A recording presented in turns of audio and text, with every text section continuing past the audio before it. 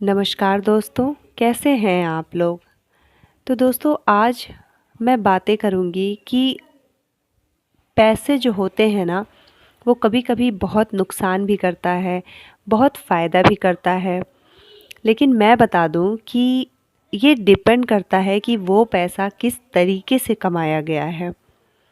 आपने उसे अपनी मेहनत से कमाया है या उस पैसे को किसी का छीन करके या रिश्वत लेके या कैसे वो पैसा आपके घर में आया है, क्योंकि जिस तरीके से वो पैसा आता है अगर वो गलत तरीके से आता है तो वो गलत तरीके से निकलता है और वो सही तरीके से आता है तो उसका इस्तेमाल भी सही तरीके से होता है।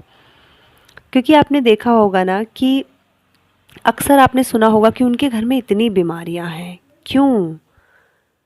क्योंकि आपने देखा होगा अक्सर बड़े-बड़े घरों में पैसे तो अथाह आते हैं, लेकिन वो पैसे बीमारियों में आप देखिए बहुत जाते हैं। लोग खा नहीं पाते हैं अपने हिसाब से, ऐसी-ऐसी बीमारियां रहती हैं कि सादा खाना खा के उनको पूरी ज़िंदगी बिता देना होता है।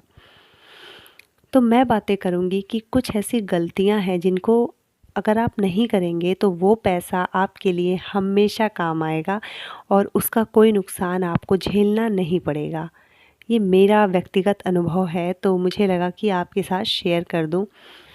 अब जैसे मान लीजिए कि मिडिल क्लास में क्या है कि अगर मान लीजिए कि कोई गवर्नमेंट जॉब में है, ठीक है? कुछ ऐसी जॉब्स होती हैं जिसमें ऊपरी इनकम बहुत ज़्यादा होती है जिसको हम रिश्वत के तौर पे बोलते हैं। तो जब वो रिश्वत का पैसा है तो अंधाधुंध घर में आ रहा है, लेकिन जो वो पैसा आ रहा है ना, तो वो अपने जाने का रास्ता भी बना रहा है। और वो भी गलत तरीके से ही, जैसे गलत तरीके से वो आ रहा है वैसे गलत तरीके से ही जाएगा। उसमें उनका बेटा, उनकी बहू या उनकी पत्नी ऐसी आ जाएगी कि वो उस पैसे का ऐसा मिसयूज़ करेगी कि वो एकदम पानी की तरह उस पैसे को बर्बाद करेगी।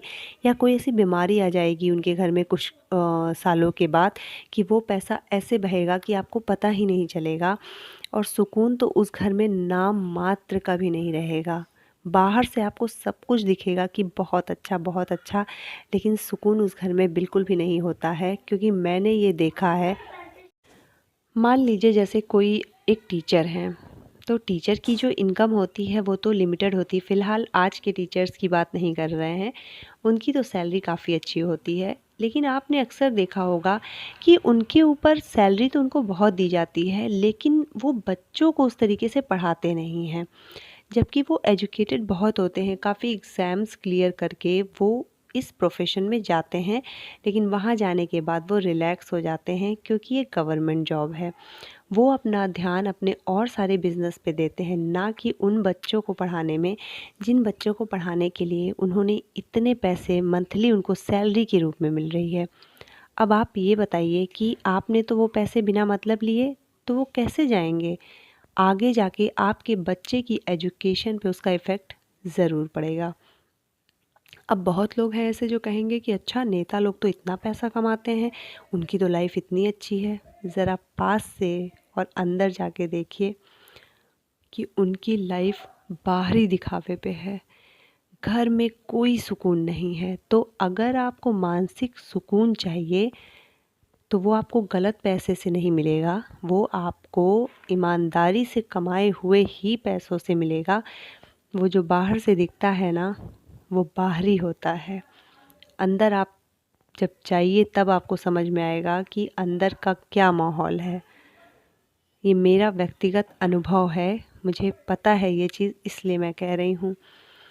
दूसरी बात करते हैं कि मान लीजिए कि आप, कोई ऐसा इंसान है जिसको ज़रूरत है और आप उसकी उस समय जो ज़रूरत है, उसकी मजबूरी है, उसका फ़ायदा उठा रहे हैं।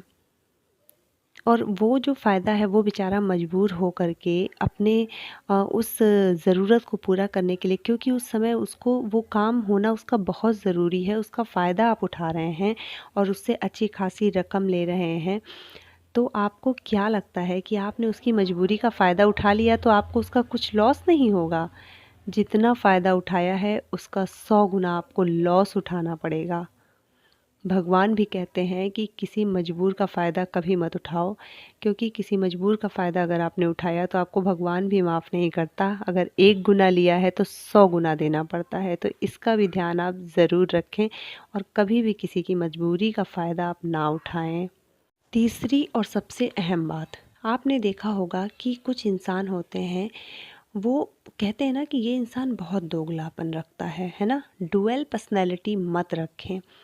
जो कहते हैं वही आपके अंदर होना चाहिए, वही आपके कर्मों में दिखना चाहिए। ये नहीं कि कहते आप कुछ और हैं और करते कुछ और हैं।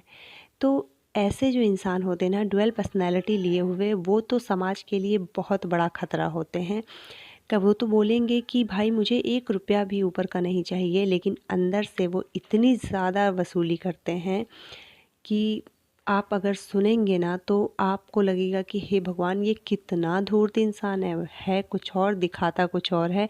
तो ऐसे अगर आप हैं तो मैं सच बताऊं कि आप जो पैसा आज कमा के खुश हो रहे हैं, कल वो पैसा आपके पास टिकने वाला नहीं है।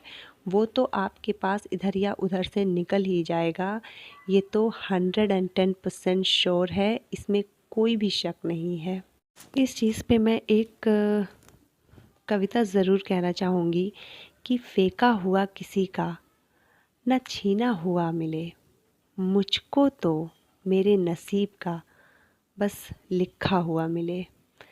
तो अगर ऐसी सोच रख के आप चलेंगे ना तो आपके पास जो भी पैसा आता है वो आपका भला ही करेगा और आगे भी बढ़ाएगा आपको, और आगे की जो आपकी पीढ़ी है उसके लिए भी वो सुरक्षित रहेगा। नहीं तो फिर अगर आप ये सारी गलतियाँ करेंगे तो मैं तो उसके लिए 100% श्योर हूँ कि ये पैसा तो आपको क्षणिक सुख दे सकता है, लेकिन अगर आप सुकून की उसमें हैं तो कभी नहीं मिलेगा, कभी भी नहीं मिलेगा। इसीलिए हमेशा ईमानदारी से कमाए हुए पैसे पे जाइए, ना कि बेईमानी के पैसे पे जाइए, और कभी किसी का बुरा मत करिए।